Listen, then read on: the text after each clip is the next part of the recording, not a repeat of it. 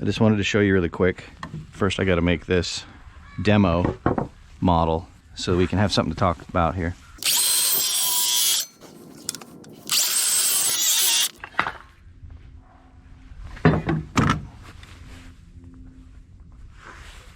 Okay. We're going to assume that this is the edge of your gable wall.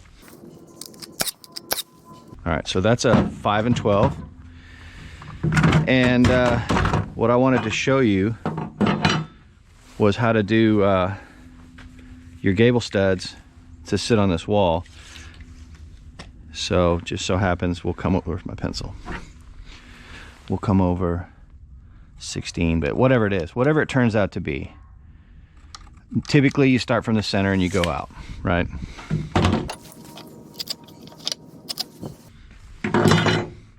So what you would do is take a level and start with your longest one, your longest little jack, and you would level up and find out where on this, let's say it's right here, right?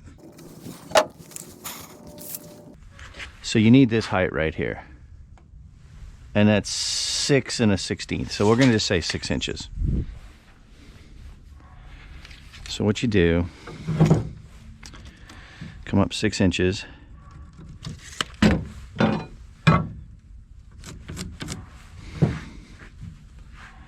and you're going to be going this way, so you want the angle going down.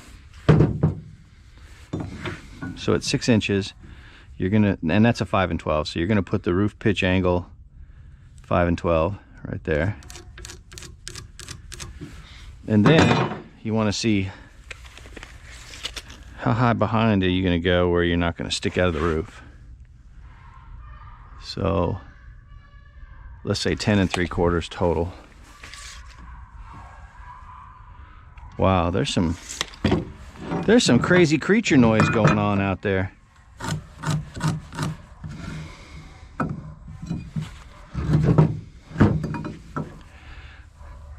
I like to do, I'll show you here. You know what, this will work too. Not really. Okay, so let's cut this. First thing we're going to do is cut the top piece. So what I need to do is set the depth of the blade to be 1.5 inches. So let's do that first. And what we're going to do is cut this at 1.5 inches. Then you can go full depth.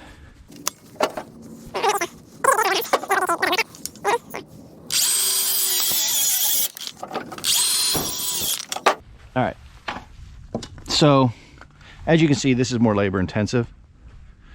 I'll show you the easier way later, but what you get is, where's my little hammer?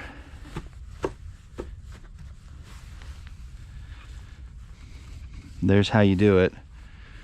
You would, why don't I just go ahead and finish it off. Like that. Plumb it up where it's right. Done. So there's that technique, and what's nice is on this is the outside of the wall. You have a nice nailing surface, so you could run whatever you need, 2x4 or whatever for your outside gable eave or gable overhang. The other technique is to take this outside rafter and place it on the wall on the inside right here, and then just run these studs up square and just cut them short enough they don't stick through the top. And then later when you want to run that subfascia for your overhang, it'll just go from stud to stud to stud to stud. And that's another technique that some people like, because this takes some measuring and some cutting to get this look. This is the better way. Finished product wise, but for production, a lot of guys will run it on the inside here. So there's that. And then with the solid, you can cut in your outriggers You know, they'll stick out, whatever they got to do.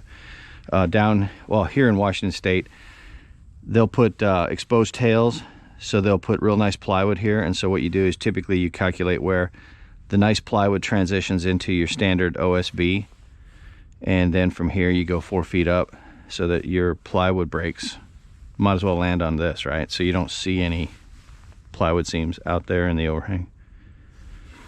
And that's about it.